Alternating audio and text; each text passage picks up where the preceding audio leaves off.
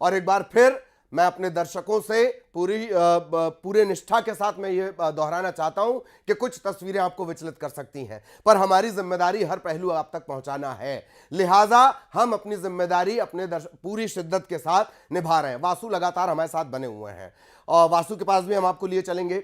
इंदौर में चूंकि एम्बुलेंस वहां पर पहुंची हुई है, वहां का अपडेट भी लगातार मिथिलेश दे रहे हैं। एक बार फिर वासु के पास हम आपको लिए चलेंगे। वासु, अंदाजा इसी बात से लगाया जा सकता है कि 6:12 पर यानी ब्लास्ट शुरू होने के 7 घंटे बाद इस सिस्टम के पास एक भी पुख्ता जानकारी नहीं है। ये तक नहीं बता पा रहे हैं कि यह आग कब बुझेगी। अपडेट के साथ बताइए वासु।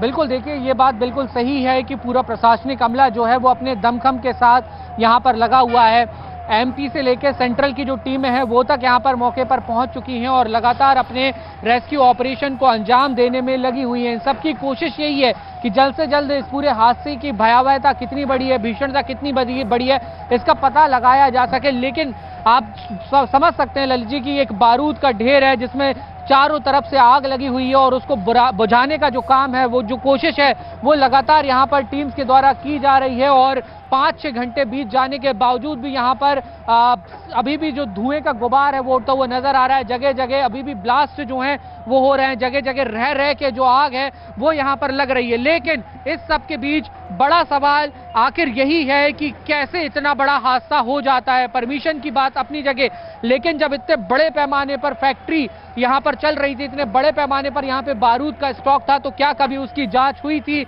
या नहीं हुई थी? क्या कभी इस बात की जांच हुई थी कि फायर सेफ्टी इक्विपमेंट्स इस फैक्ट्री के अंदर मौजूद हैं या नहीं है? क्या कभी इस बात की जांच हुई थी कि यहाँ पे जो लोग काम करते हैं उनको ट्रेनिंग दी गई थी कि कैसे आपको अगर कोई हादसा हो जाता है तो अपनी जान बचानी है? क्या उन्हें ऐसे कपड़े या ऐसे हेलमेट्स दिए जाते थे जिनसे अगर कोई हादसा हो भी जाए, जैसे ये इतना बड़ा हादसा हो गया, तो उससे बचा जा सके? ये सारी चीजों पर बड़ी जांच होना चाहिए। जांच हो रही है, लेकिन जांच हो भी जाएगी, उसके परिणाम भी सामने आ जाएंगे, पर उन लोगों की जान वापस नहीं आएगी जो इस पूरे बारूद के ढेर का शिकार हो गए हैं, जो जिंदगियां यहाँ पर जलकर खाक हो गई हैं। हालांकि देखिए, पुलिस की टीम हो, एसडीआरएफ, एनडीआरएफ के जो जवान हो, इन्हें तो आज हमें सलाम करना होगा, इनकी तो जमकर वाहवाही करनी होगी, क्योंकि ये लोग भी अपनी जान जोखिम में डालकर इस पूरे मलबे को हटाने की कोशिश कर रहे हैं। इन्हें भी नहीं पता है कि कहां बीच में एक बड़ा बारूद का जो ढेर है वो यहाँ पर रखा हो सकता है और कोई हादसा अभी भी यहाँ पे कोई छोटा मोटा ब्लास्ट हो जाए तो कुछ कहा नहीं जा सकता। कुछ यहाँ पे जो एसडीआरएफ एनडीआरएफ टीम के लोग मौजूद हैं, मैं कोशिश जरूर करूंगा कि थोड़ी सी उनसे बातचीत करूं, अगर वो यहाँ पे कुछ जानकारी हमें देना चाहें तो। सर, हाँ मैं समझ सकता हूँ सर, बस एक छोटा सा सवाल आपसे करना चाहता हूँ।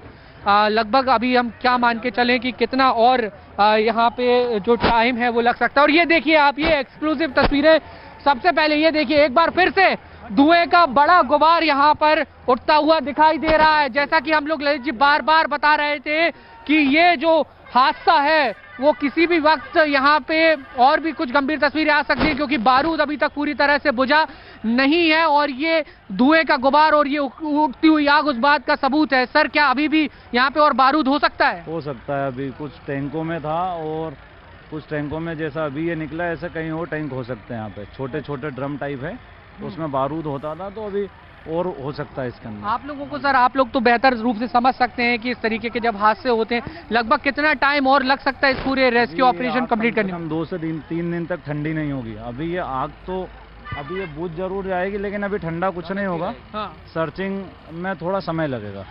और अभी आप लोगों को ये उम्मीद है क्या कि यहाँ पे कुछ लोग और दबे हुए हो सकते हैं? उम्मीद है, अभी इसमें जो लोग काम करते थे उनकी उम्मीद है। लेकिन हम लोग पॉजिटिव सोच रहे हैं, काश कोई ना हो यहाँ पर, और हो तो जिंदा आप लोग निकाल लें। बिल्कुल सर, कोशिश कर रहे हैं, टीम सारी लगी हुई है, एनडीआरएफ एसडीआरएफ। सर, हम लोग आपको सैल्यूट करते हैं सर, आप लोग जो काम कर रहे हैं, आप लोगों को जज्बा है वो बहुत बड़ा है।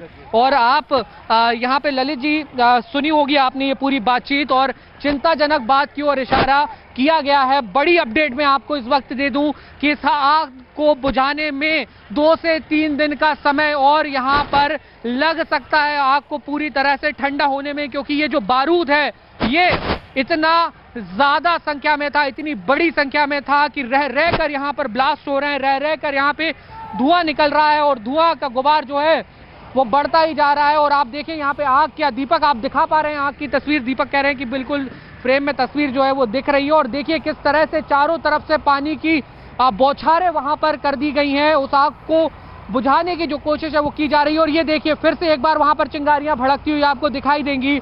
हमारा मकसद ये सारी तस्वीरें दिखाने का यही है कि यह हादसा कितना बड़ा था, कितना गंभीर ये पूरा हादसा था। और यहाँ पे जो लोग हैं, जो आसपास के रहवासी हैं, उनमें अफरा तफरी का माहौल है, उनमें दहशत का माहौल है। और वो इस पूरी दहशत से आज दो चार हो रहे हैं। उन्होंने कहा कि ये हमारे शहर के लिए, हमारे क्षेत्र के लिए ये काला दिन था और ऐसा दिन कभी ना आए और ना हमारे क्षेत्र में बल्कि कहीं ऐसी घटना ना हो।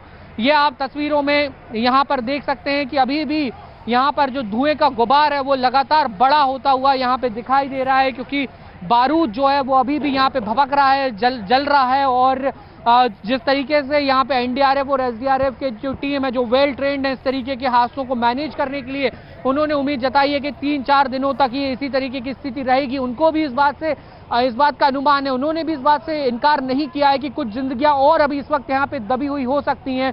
लेकिन वो कह रहे हैं कि हमारा तो काम है पॉजिटिव सोचना और हम पॉजिटिव सोच रहे हैं। और हमारी तो यही कोशिश है कि अगर कोई हो भी तो उसे हम लोग जल्द से जल्द यहाँ से जिंदा निकाल सकें। तो अभी भी देखिए इस पूरे मामले में जो कैजुअलिटी है वो कहीं ना कहीं और ज़्यादा बढ़ सकती है, और ज़्यादा गंभीर जो आंकड़े हैं वो कहीं ना कहीं निकल कर यहाँ पर सामने आ सकते हैं। और ये जो तस्वीरें हैं ये अपने आप में बेहद आप कह सकते हैं कि दर्दनाक हैं और बहुत अनफॉर्चुनेट, अगर हम इस पूरे हादसे को कहें तो गलत नहीं होगा। ललित जी, ठीक। एक बड़ा अपडेट इस वक्त दे दें, सभी कलेक्टर कमिश्नर की बैठक बुलाई गई है।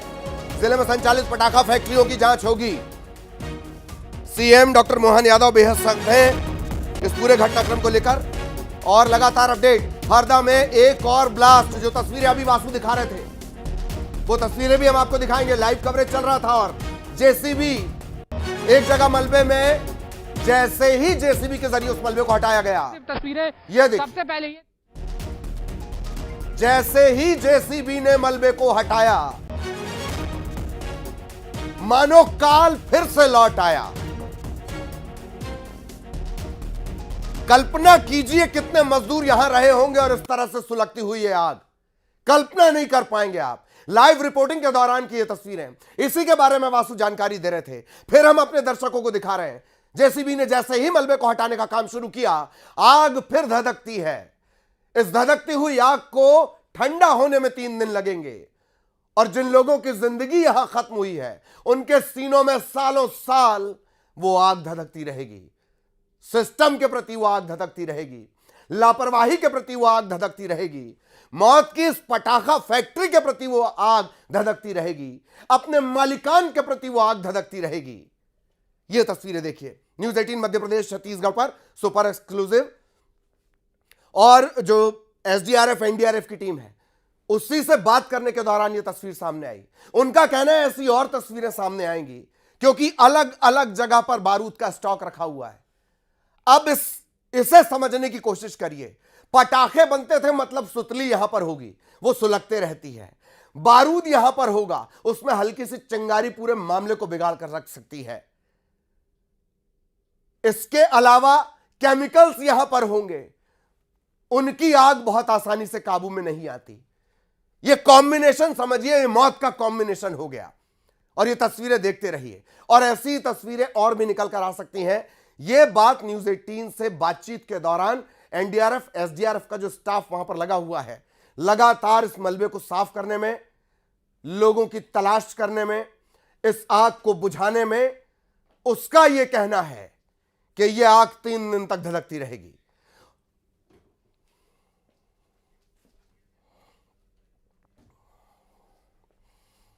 हमारे सहयोगी लगातार हमारे साथ बने हुए हैं, बहुत सतर्कता से आप सभी से मैं